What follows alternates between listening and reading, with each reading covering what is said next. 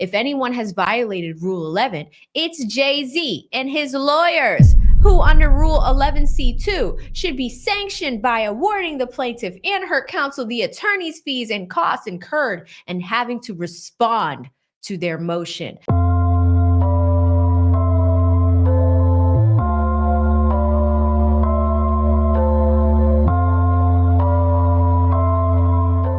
Hi, everybody. Welcome back to my channel where we talk about all things law, true crime, and a little bit of debauchery. Today, we are bringing you guys up to speed on the Jay-Z and Tony Buzbee legal war, which has left no shortage of carnage over the last few weeks. The carnage continues with Tony Buzbee moving a critical piece on the chessboard, and that is hiring counsel for himself. It's not entirely uncommon, but let's take a look at what those filings look like. We saw some notices of appearance, and then we do have an update from the plaintiff, Jane Doe, and now the newly represented Tony Buzbee. Let's get into it. Tony Buzbee came out with the big guns blazing because he hired a law firm that represented President Donald J. Trump. But we can go ahead and debunk some fake news that we've seen recently. Starting with Media Takeout, they say that Tony Buzbee hires Donald Trump's lawyers to defend himself. Attorney Tony Buzbee is reeling in his latest move in his legal battle against Jay-Z.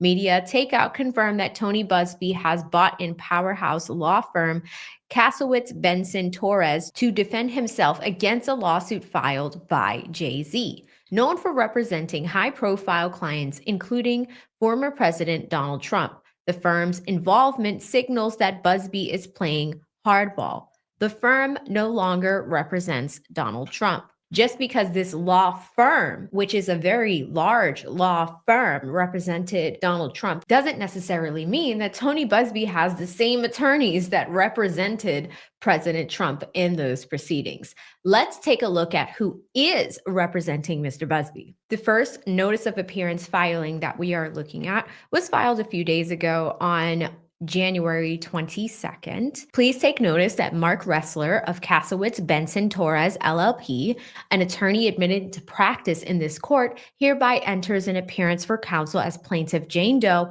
and for plaintiff's attorney Anthony Buzbee in the above captioned action. Here's what we know about Mr. Ressler. He is a partner at the law firm. As a former federal prosecutor, he's also an accomplished criminal defense lawyer who has represented clients in virtually every type of white-collar investigation. The second attorney that filed a notice of appearance, her name is Veronica Alayeva, of the same law firm, Kasowitz Benson Torres LLP. She is an associate at the same law firm. Prior to joining Kasowitz, Veronica served as an ADA with the New York County District Attorney's Office. We have a new memo filed in opposition to Jay-Z's motion for sanctions. Jay-Z's motions amounts to an outrageous and unprecedented attempt to silence a plaintiff who alleges that 24 years ago, when she was 13 years old, defendants Carter and Combs assaulted her. Carter's celebrity status does not entitle him to special treatment by the courts, and certainly on the mere say-so of his lawyers, as this court has recognized. Relying solely on what his lawyers say are inaccurate details in plaintiff's account of this horrific assault, Carter asked this court to ignore the federal rules of civil procedure, and as a sanction for what his lawyers falsely say was Buzbee's failure to investigate. Even assuming arguendo that plaintiff misremembers details from 24 years ago, it is no basis for evading the requirements of Rule 12 by dismissing her complaint. This is especially true whereas here, the purported factual disputes concern details arising solely from the memory of a victim. Here, a child victim, which it is well established typically causes memory lapses. In fact, Jay-Z's lawyers themselves have flatly wrong one of the details they falsely claim undercut the plaintiff's claim, asserting that at the time, Jay-Z's co-defendant, Diddy, did not own the house where the assault may have taken place. In fact, Diddy did own the house. Jay-Z's lawyers' purported certainty about what happened to the plaintiff is thus utterly unjustified. The NBC report on which they principally rely itself acknowledged that these purported findings do not necessarily mean the allegations are false. The acknowledgement alone under applicable law removes any possible justification for Rule 11 sanctions here. In any event, when stripped of their salacious rhetoric, Jay-Z's lawyers challenged the plaintiff's allegations in recollection regarding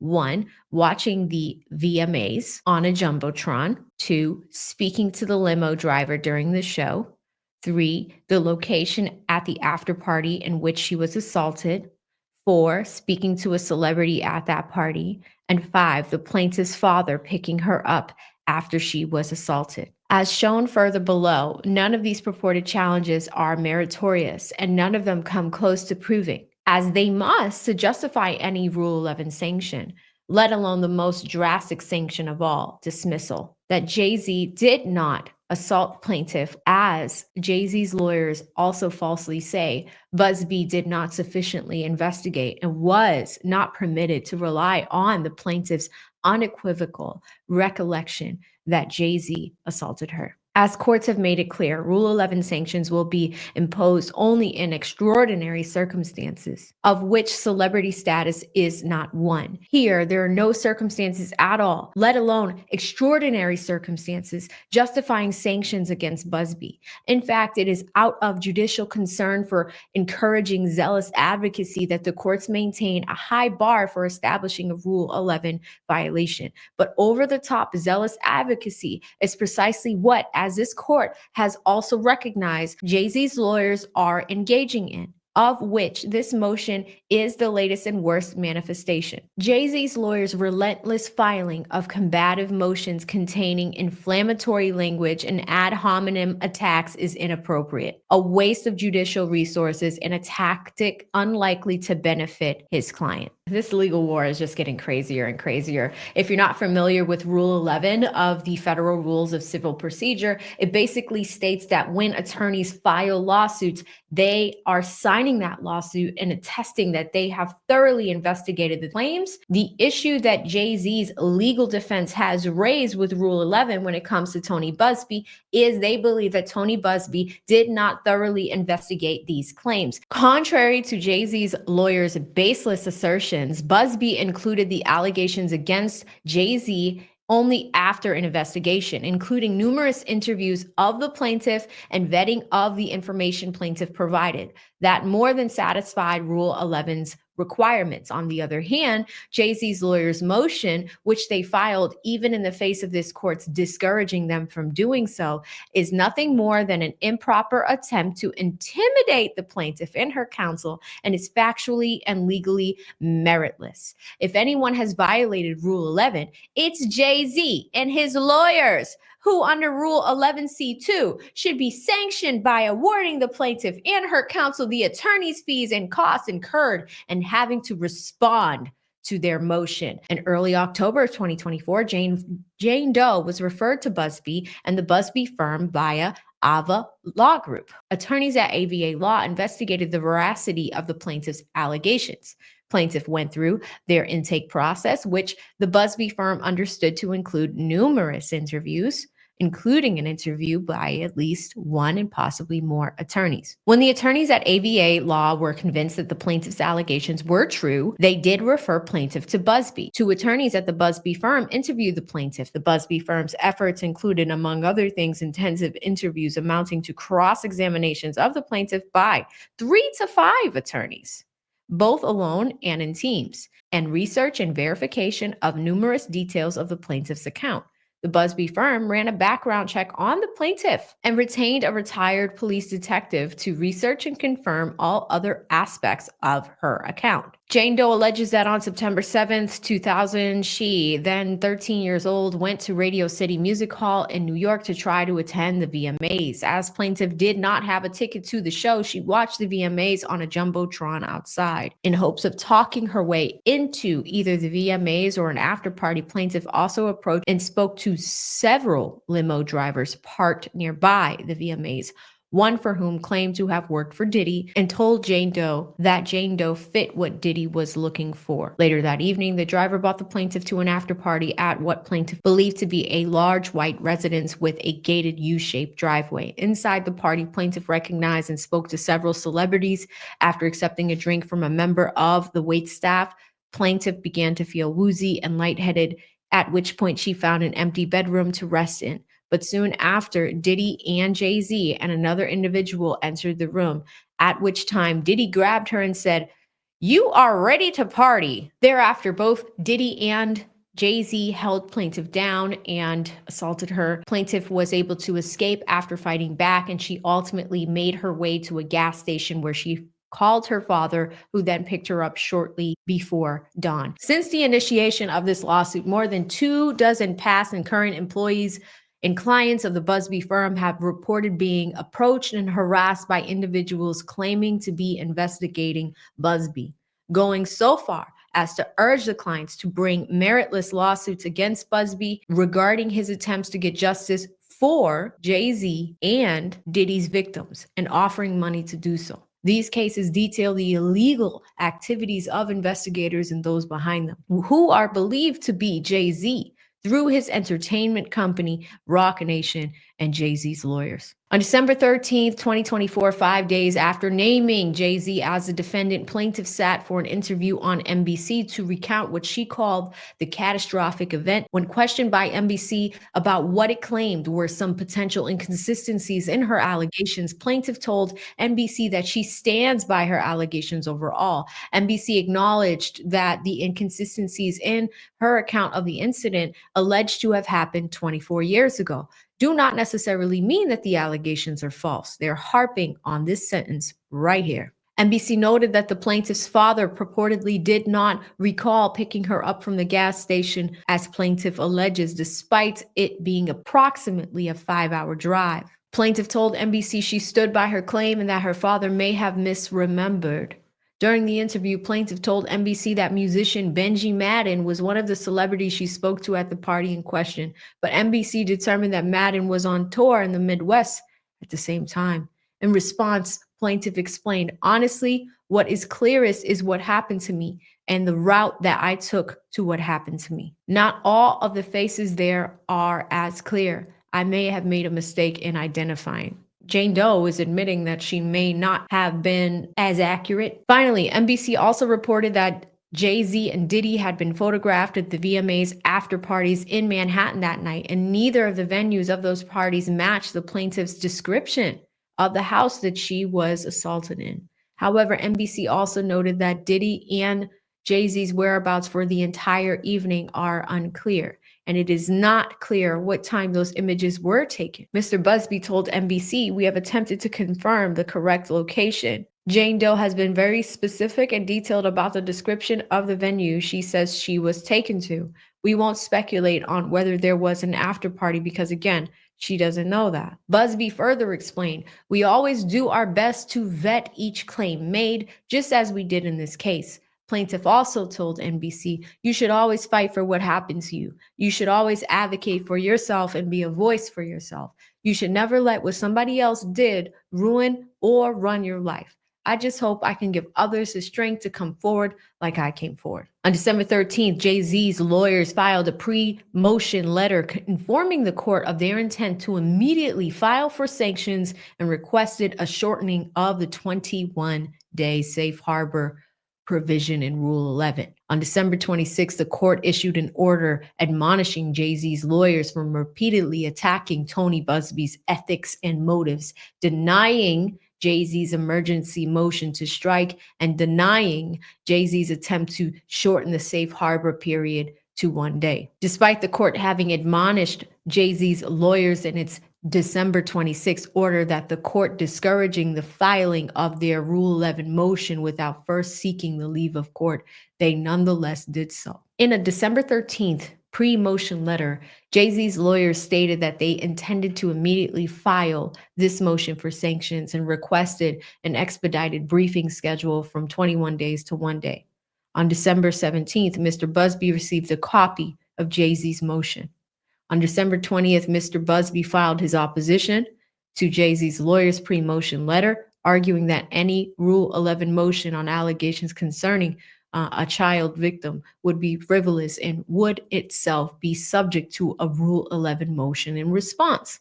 Buzbee pointed Jay-Z's lawyers to authority, recognizing that a victim who was also a minor at the time could not be expected to have exacting recall and command of all relevant facts. Let's talk about their argument. Under any standard, and certainly not under the high bar and very last resort of Rule 11, there is no basis here to impose any sanction, let alone dismissal, against Jane Doe or Tony Buzbee. What Jay-Z's motion amounts to is an outrageous and unprecedented attempt to silence Jane Doe, who alleges that 24 years ago, when she was 13 years old, Jay-Z and his co-defendant, Diddy, assaulted her. Jay-Z's celebrity status does not entitle him to special treatment by the courts, and certainly not on the mere say-so of his lawyers. Relying solely on what his lawyers say, based on the NBC report, are inaccurate details in her account of this horrific assault. Jay-Z asked this court to ignore the federal rules of civil procedure, and as a sanction for what his lawyers falsely say was Buzbee's failure to investigate, summarily dismiss plaintiff's well-pleaded complaint in its entirety,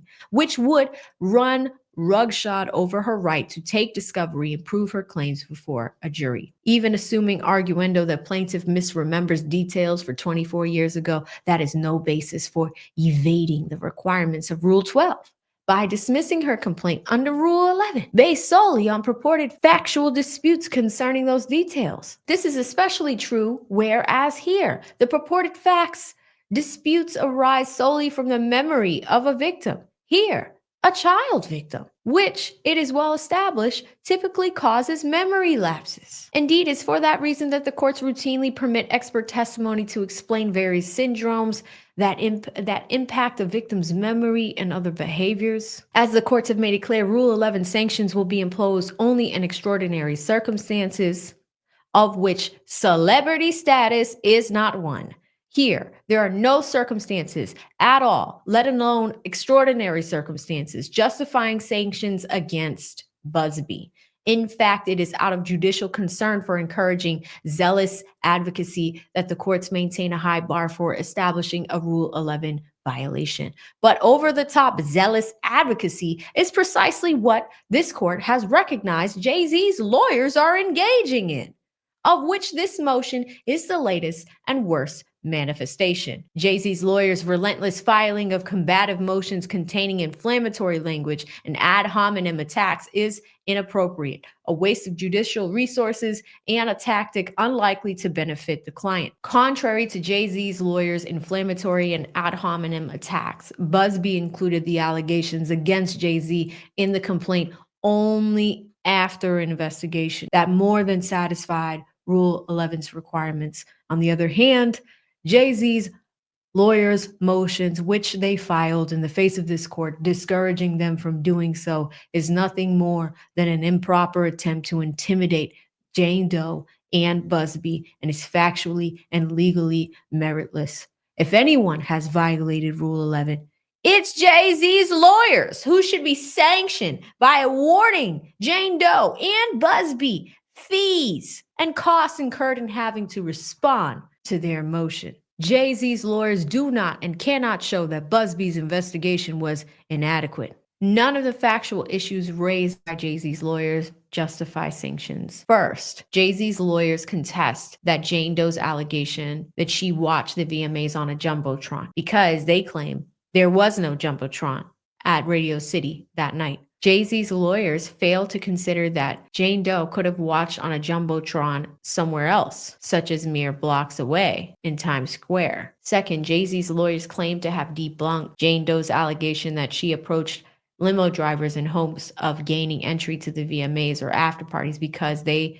assert that the limos were inaccessible by police barricades. But as plainly clear from the video and photos in which Jay-Z's lawyers rely, the small limo area at the entrance of Radio City is not where limos parked during the show, but rather is merely where they dropped off and picked up guests. Third, with respect to Jane Doe's allegation that the party at which she was assaulted took place at what she believed to be a large white residence with a U-shaped driveway.